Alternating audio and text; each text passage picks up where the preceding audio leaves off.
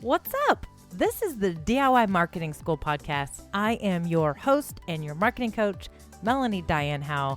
And today I'm going to share 5 ways that you can optimize your marketing efforts for bigger results. Let's do it.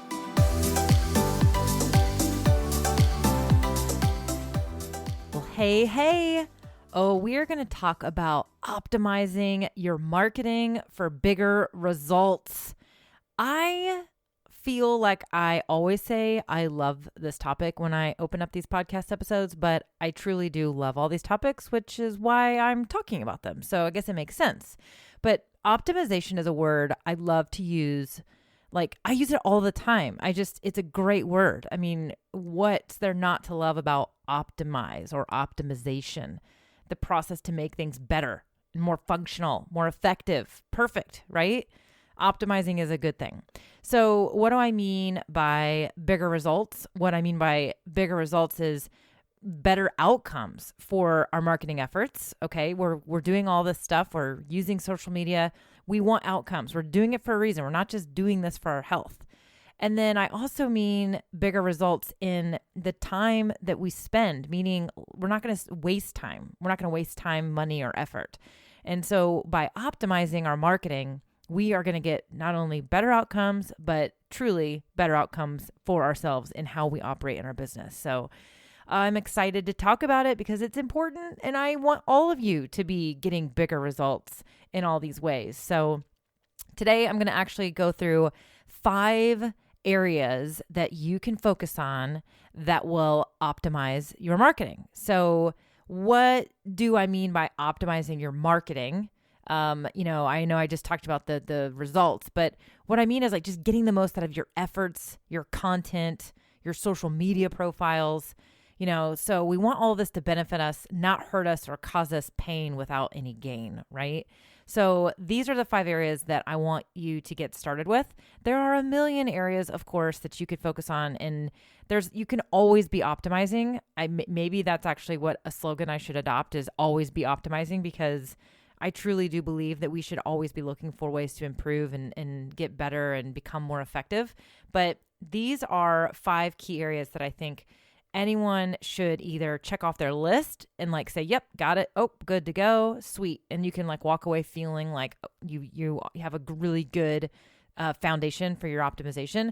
Or you can walk away and be like, okay, I've got my marching orders. These are the 5 areas that I can absolutely focus on right away. So I'm all about kind of just giving you guys tips that are like plug and play. Like they do not require all this crazy effort or time or money for you to actually implement the tips that I give you. So these 5 areas are right there in that, way that I like to do it. So let's get started. Okay.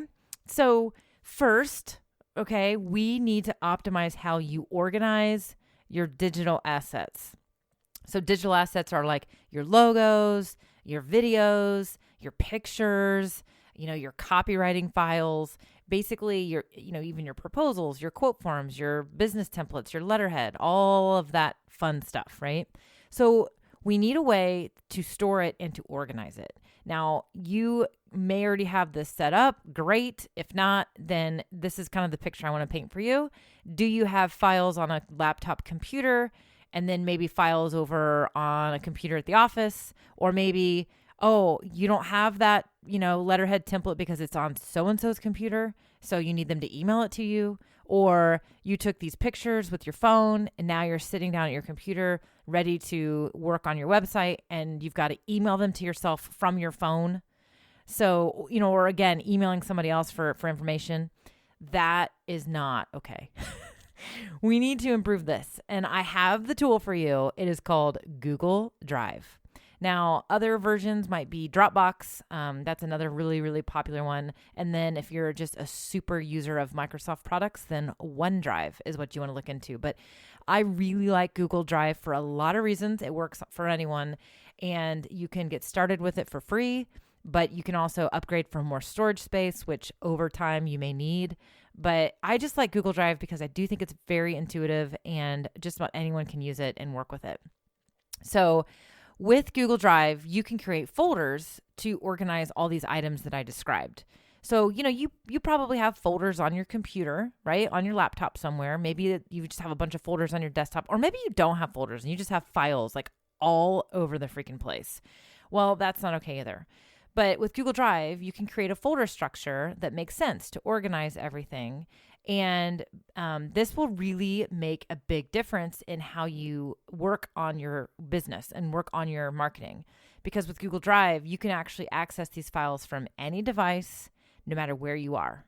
So for example, let's say you have a laptop and you also have a computer that's like at your office, you have an iPad and you have an iPhone, okay? You can, regardless if you use Google Drive and you use the system the way it's intended to be used, the documents on your laptop can also be accessed on your computer at the office and vice versa. But in addition, you can share and collaborate with others. So you can actually create shared folders where, let's say you have multiple teammates and you all need to access that letterhead file. Well, it doesn't matter it doesn't need to be on everybody's computer. It's in the Google Drive so everyone can access it. And it's in one place instead of like on somebody's computer and they have to email it to you, or put it on a thumb drive and you stick it in your computer and then you add it to yours. So all of this sounds a little chaotic. I know that's the world that many of you are living in, and I know it. So if that's you, just say right now, wherever you're listening, say, yep, that's me. Raise your hand. If you take advantage of a tool like Google Drive, then you can reduce so much waste in, just when you're like sitting down to work on something and you're like, oh, I don't have that file on this computer. And then you stop working on it and then you work on it again when you remember, or when you're waiting on somebody to send you something, right? So none of that really makes any sense. It's a waste of time. It's just awful. So with Google Drive, I want you to imagine this simple example of a scenario. Let's say you're an interior designer and you take a bunch of pictures of the final reveal. You're at the client. You just finished everything up. You're done. It's amazing. They like cried. It's like a episode of, HGTV, something on HGTV. And you just took all these really great pictures. Well, right there, you took them all with your phone because iPhones these days have amazing cameras. And you, from your phone, add them to the appropriate Google Drive project folder for that project, for that client. Now all you have to do is simply send a text to your website person and say, hey, the pictures from Project XYZ are on the drive. And now that said website person can basically finish the portfolio write-up and publish the before and after photos to your website and your social media, all before you even get back to the studio. And because you have a process and you use Google Drive and you use it the way you're supposed to, you don't even have to tell them where it is. You just tell them what project you're at. Hey, the pictures are on the drive. They know where to go. They know where to look. They know exactly where they're going to be. And they have access to them because you just uploaded them from your phone. So this is key. I mean, think about how great that would be. And the same goes for all these other files I described to you. So Google Drive is huge. It's a great, great, great tool. I use it for my business. I have for years and years and years, and I always recommend it. But here is the thing. Having Google Drive really, truly isn't enough for you to actually get the optimization from it. You need to actually utilize it, and you need to make sure any teammates or any collaborators that work with you in your business, that they also use it and understand how to use it. And you need to have some standard operating procedures around like how you name your folders, how you organize those folders, and what the process is for moving files around and whatnot. So for example, if your team is all on the same page, then you're able to basically send that text as I described and be like, hey, the pictures are ready. Boom, done. You don't even have to have like, they're in this folder of this folder. Like you have that process, then you are 100% fully optimizing how you are organizing these files and working with them. So Google Drive, go check it out and thank me later. But again, actually use it. So let's move on to the next one. The next one is going to be around social media profiles. So this is our second optimization area. So this is your social media profiles. Now this one's fairly simple. I want you to basically make sure all of your data is filled in. So that might sound a little bit again, I said it was simple, but I'm including this because I find so many of my friends who own businesses or clients that kind of come in and work with me are students, they do not have their profiles fully optimized in regards to like the data being completed. And there's lots of reasons for this. One of the reasons is when they started that profile, they may not have had a website yet, or they may not have had a phone number for their office or all these other things. And so they just left that information blank. Or it was kind of like even data that was added later, meaning Facebook decided to add some of these data fields later after they started their social media profile, and they didn't go back and fill it back in. This is one of the biggest reasons. So make sure that all of your actual information's in there. Okay, so your website, your contact information, and also take the time to fill out the descriptions. Now, social media profiles like Instagram and Twitter, super simple in regards to this information. Other profiles like Facebook, your business page, and LinkedIn, there's a lot more information that you can be putting in there. So LinkedIn, for example, I want you to make sure your profile is complete, but there's also in your about section for your personal profile, you can actually create links in there. And this is such a great way, especially if you have lead magnets out there, or, landing pages that have like your specialized services or a webinar or anything like that. You can create a link to those landing pages and describe what the value is of that item, and it will show up right there in the about section of your LinkedIn profile. Now, you're obviously, if you own a business, then you're going to say, I own this business, or I'm the manager of this business, or I'm the marketing manager of this business. And you can have a link in that kind of job description area, but I'm talking about your actual about section. Some people also call this your summary or whatnot, but you can create links in there. So I have a link to my free online course, the Social Media Foundations course, and I have a link to my podcast. So I discovered this, a few weeks ago when I was going in and doing something, and I was like, well, when did they add this? Like, heck, I didn't even know it. So even myself, same thing. That was not fully optimized. So you bet your butt that I added those things in there. So make sure your information is completed. Now I'm going to give you another one. Facebook is kind of the bigger beast in this. Facebook has quite a few hidden features. And I say hidden, meaning I think just a lot of people don't know about them. So I want you to really navigate your Facebook profile on a computer, not just your phone. I do feel like Facebook does a pretty decent job of pointing things out to you when you're on the desktop app, in a web browser. So one of the things I want to make sure that you do is in your Facebook page, make sure not only all the information I mentioned before is completed, but also make sure that you're taking advantage of the Our Story section. So it by default is called Our Story. You can actually change it to whatever you want.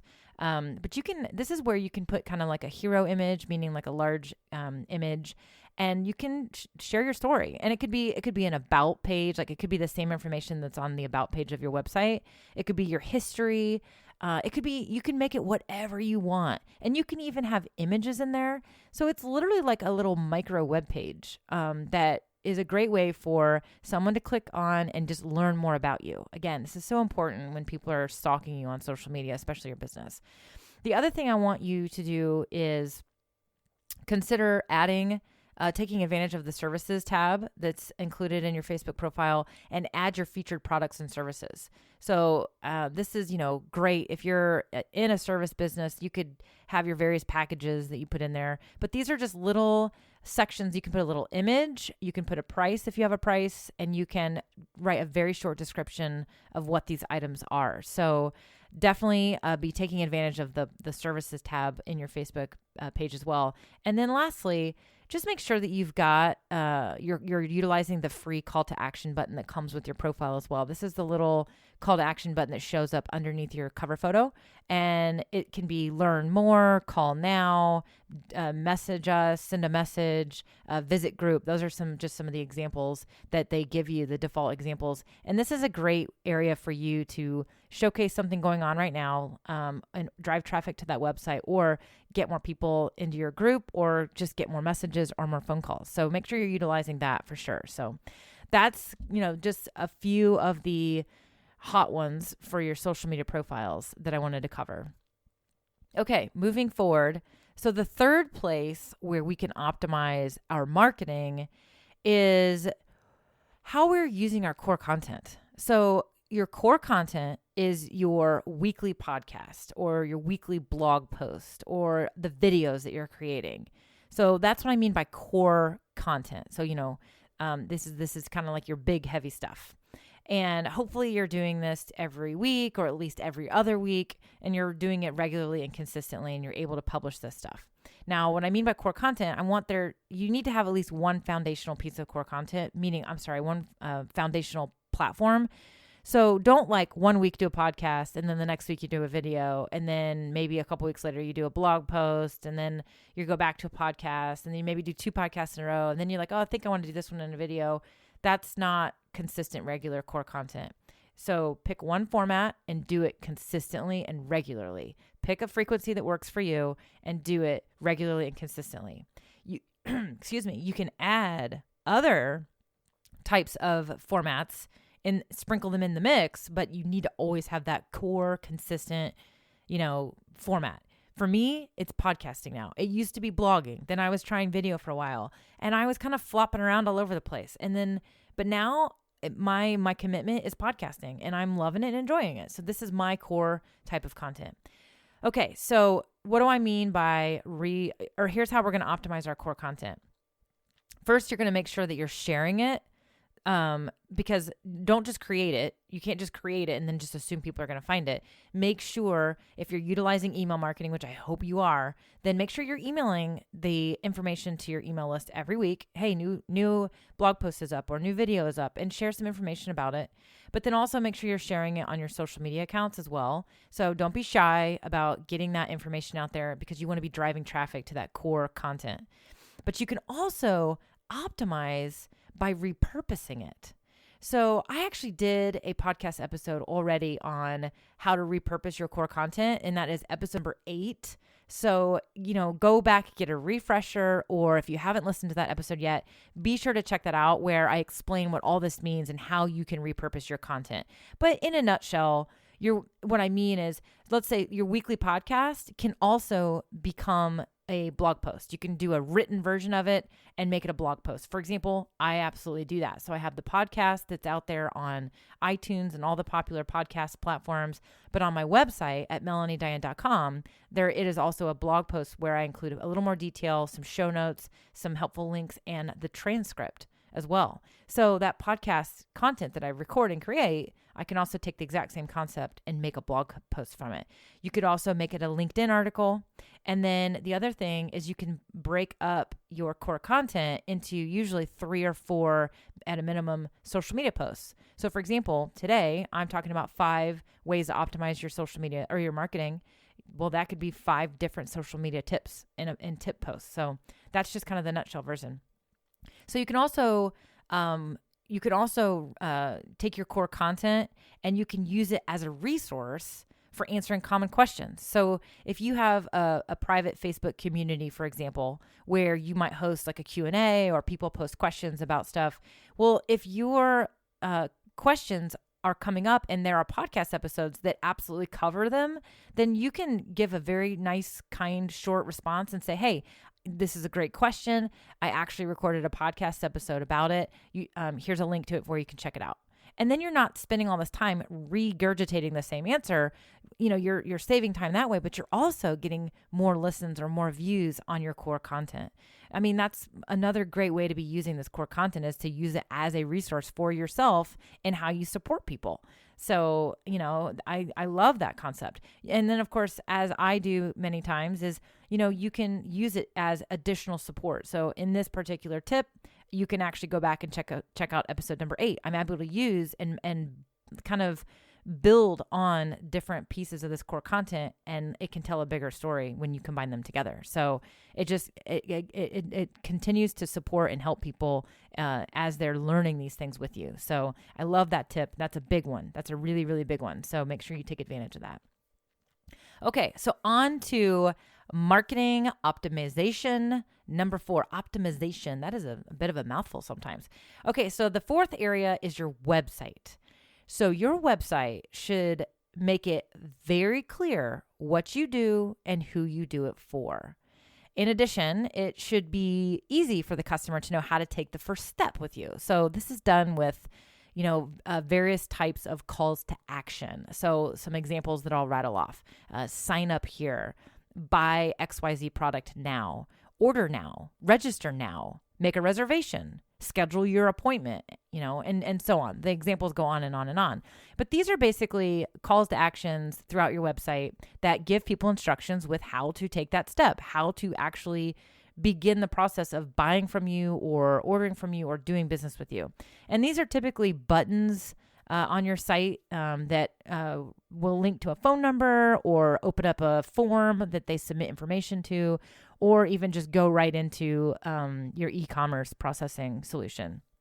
So something else that's really critical is to make sure that there's a way for people to contact you should they have questions or need to get a hold of you. This is especially critical for brick and mortar businesses or local businesses. So it needs to be, bottom line, you need to make sure it's very clear where you're located. So your address, what's your phone number, and how can someone reach you should they have a question, or even if they want to complain. You need to make it easy for people to contact you if they have an issue, because if they can't figure it out, they're just going to go to the socials and just complain. So we don't want that. So we want to make sure that your website is optimized in, again, it's very clear what you do, who you do it for. Make sure that you're being very clear with how they actually take their steps with you. How do they actually do business with you?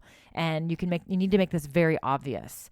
And then, of course, you need to make sure your contact information is very easy to find and locate, especially for you brick and mortar and local businesses. So I have a resource for you that I really, really like. And it's a book. It's called Building a Story Brand by Donald Miller.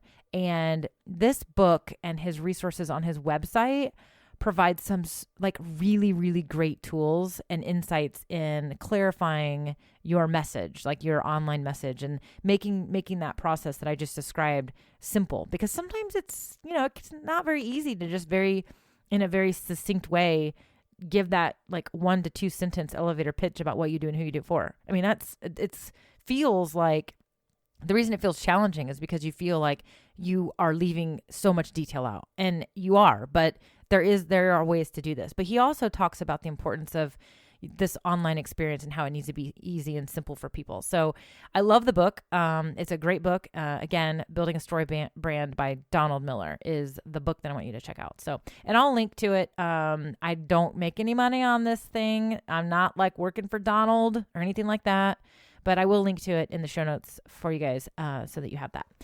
Okay, so the fifth tip, we're getting there. The fifth tip is I want you to optimize your content creation process. So how you actually create content. I want you to do it by working in batches. And so what this means is you're going to, either work on projects together, or you're going to work on the phases in each project together. So for example, when you do podcast episodes, I want you to draft your episodes, your outlines, and your notes all in the same sitting. And then I want you to schedule a day where you actually record those episodes. Now, you could do this the same day. So you could spend the morning drafting, 3 or 4 episodes, and then the afternoon recording those episodes and editing them and getting them ready. Or you could, again, write all this one day and then pick a day where you actually record them on a totally separate day. That would be by function. The other way would be to, just do it all together. Write an episode, record an episode, write an episode, record an episode. Personally, I think that you have to figure out what works for you. For me, when I will tell you how I do it, I brainstorm ideas and I have a big, long list of ideas.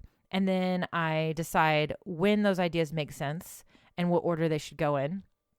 And I always leave a little bit of flexibility. So a lot of people really love to plan out their content, 6 months of content. I think that's awesome. I actually do that in a loose way because I like to leave a little bit of room for flexibility for myself. Because, there might be, in the world that I'm in with marketing and digital marketing and online stuff, there might be something that comes out or some new feature or something that all of a sudden becomes, or a new problem that becomes really prevalent. Well, I can't sit there and say, well, I already have the next, 12 weeks, scheduled out. well, screw that. I'm going to insert this really important, hot topic in right now. That's that way you got to do it. Okay, so let me give you another example because it's probably a lot more obvious. So let's say you're doing videos, not live videos, but videos that you're recording and then you're sharing them, on your social media. It could be YouTube or anywhere, but these are like recorded videos that you record and then publish later. So let's say you're doing one per week, which would be awesome. I love one video per week at a minimum. So instead of recording them, one day per week. So let's say you publish them on Wednesdays, maybe you record them on Mondays. Instead of doing like every Monday you record one video, why don't you consider taking a full day and recording all 4 or 5 videos for the month?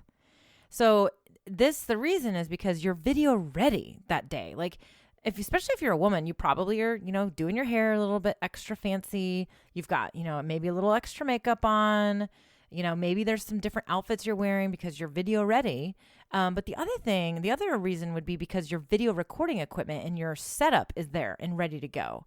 So, you've got your lights the way they need to be. You've got your room the way it needs to be. Maybe you're in your office and it's extra clean because you're recording a video. There's all these things that go into a lot of this stuff. So the process to get ready, to set it up, to take it all back down, this is part of that video creation. And if you're doing that 5 times per month instead of 1 time, then you're just adding that extra time and energy into the process. So if you're doing one video every Monday, well, you're still setting up, doing hair and makeup, getting extra ready, taking that time to get yourself in the right emotional state, jazzed up and ready to go to do video.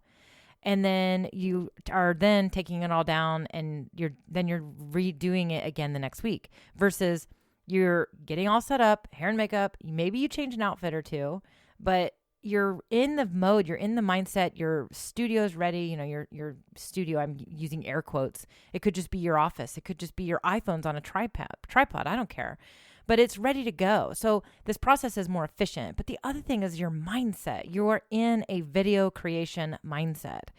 And this applies to, copywriting as well and like creating graphics. So for me, my copywriting, like my content creation for that kind of stuff is best early in the morning. I am my freshest and my best early in the morning. So for me, I can't, be trying to write copy all the time. I need to get as much of that done in those morning sessions that I have available to me that I can. And when I'm creating graphics, I don't just want to go log into Canva, and then create one graphic and be done for the minute. I want to like have, okay, here's my 5 podcast episodes. I spent, the time to create these episodes. They are ready to go. Now I'm going to create the marketing content for them. I'm going to create the social media graphics. I'm going to create the blog posts that I'm going to be putting up together. And then I'm going to have them all ready to go. And then I'm going to schedule this all out. So this is how you work in batches. And I will tell you, this is the most efficient way for you to work on your marketing content is to work in batches. Every, successful marketing online entrepreneur, business owner who does this will tell you this is the key to like the world, like your life getting better. And I can tell you, I have worked in batches and I have not worked in batches for various reasons. But when I am working in batches, it is so much better. Like the content is even better, but my mindset is better. My stress level is better. I have such peace of mind knowing, I have got my content ready for the next 5 weeks. That is like such a great feeling.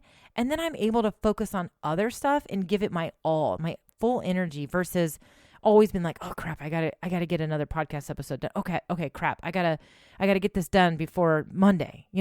That's always in the back of your mind when you're always chasing deadlines. So instead of chasing these deadlines more frequently, batch your work so that you get it done in these buckets of time. And then you create all this free space. You create free space for strategy, creativity, and heck, maybe even free space for you to spend more time with your family. I mean, who doesn't want that, right? Or more time fishing or golfing or all those things too. I mean, those are things I like to do. So this is, not only is this going to just make your content of better quality, it's actually going to just improve the quality of your life and your business operations, because it does make the process that much better. So you want to optimize the content creation by working in batches. Okay, so there you have it.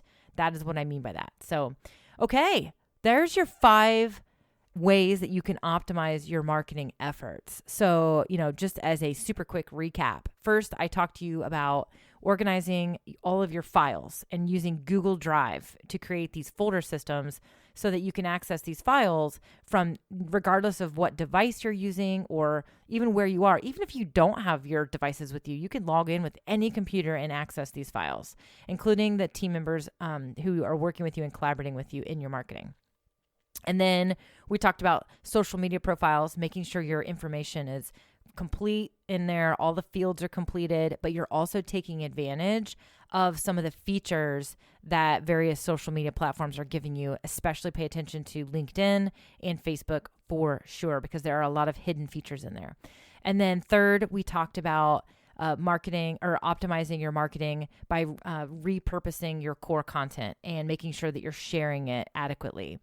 And then the fourth tip I gave you was to ensure that your website is optimized by making it very clear what you do, who you do it for, and make sure that their first step in doing business with you is super, super clear in your calls to action throughout your website. And then, of course, making sure that your contact information is easy to find and access. And then the last tip I gave you, tip number 5, was to optimize your marketing efforts by working on your content in batches. So doing the actual creation process in batches. And you can do this either by the task at hand. So do all your copywriting together, then do all of your recording together, and then do all of your graphics, and then do all of your publishing together. Or you can simply do start to finish. It depends on you and how you operate best. Some people are like, hey, I just wrote the draft for this, so I want to go record it right away. And that's the way some people work. If that's how you are, great. But then you need to make sure you create those larger blocks of time and don't just create one piece of content when it's due. Do them in batches. So if you are one of those people, I don't think I covered this in detail actually when I talked about this tip, but if you are one of those people that is more of I want to do a start to finish style because that's just the way you are, then you need to block more time. So that example I gave you about doing a month's worth of content, well, maybe what it is you have like 3 or 4 full days blocked out where you are working on content, and that's it. You're not doing client meetings, you're not doing other things. And again, this is not going to work for every business owner out there. So, but you need to figure out what works for you. The bottom line is this: you need to work in batches. So find a way to work in batches, create these time blocks, and work on these things in batches versus one-off when they're due. So there you go, my friends. That, I hope, will help you get more out of your marketing. You will get bigger results in the outcomes from your marketing, but also bigger results in how you save time and the way that you feel. And just doing it smarter, right? We want to be working smarter, not harder. So optimization is a big one, and it's one of my favorite words. It's also a tongue twister when you say it quickly 3 times, which I am not going to try to do right now, but you can if you'd like. Go for it. I think it'd be great, and you'll probably make yourself laugh. So, but that's it. That's what I got for this episode. And as always, I appreciate you guys being here. I hope you are enjoying these episodes. I am certainly enjoying creating them for you. And I want to invite you in, if you're not already part of my Facebook community. It is a private community for do-it-yourself marketers. And it is just great. It's a place where we facilitate conversation, we share ideas, we ask questions, and I love to help people just continue to take this conversation to the next level. And it's fun. So go find it. It's DIY Marketing with Melanie, and you can find it by searching the groups in Facebook, but you can also get it into the links here for the description of this episode, as always. So, all right, you guys have an awesome day. And also do me a favor. Before the day is over, I want you to make sure you take a moment and just tell someone what you appreciate about them and and this is somebody who's helping you in your business. So just take a moment and make sure before the end of the day that you tell someone thank you or share your gratitude. And just, even if it's just calling them, leaving them a voice text, or sending them a gift, I don't care, a thank you note, anything. Just do that. Somebody did that for me recently, and it's just such a great reminder that when we are working hard for people, you just, gratitude goes so far in helping somebody just feel good about the stuff they're doing with you and for you. So, I got some flowers sent to me in the mail. I put it on my Instagram stories. If you saw it, it was from Farm Girl Flowers. Love this company now. In fact, I just sent somebody a package from Farm Girl Flowers after I got them because I loved the experience as a customer so much. But anyway, it just made me feel so good and made me feel so special. And I was like, man, I need to do that more. So it made me immediately want to pay it forward. But it just gave me such a good positive energy. And so I wanted to just give you that little bonus random tip. So be awesome today, but also don't forget to tell somebody else how they've been awesome for you, and make sure you share it and do something for them. So there you go, my friends. Until next time, I'll see you later.